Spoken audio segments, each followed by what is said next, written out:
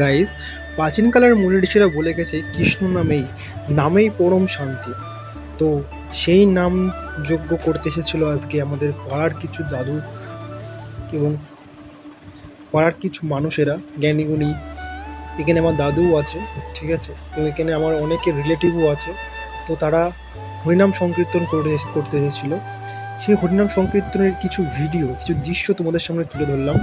তোমার যদি ভালো লেগে থাকে তো ভিডিওটা লাইক করো আর কমেন্টে কৃষ্ণ নাম জপ করে দিও।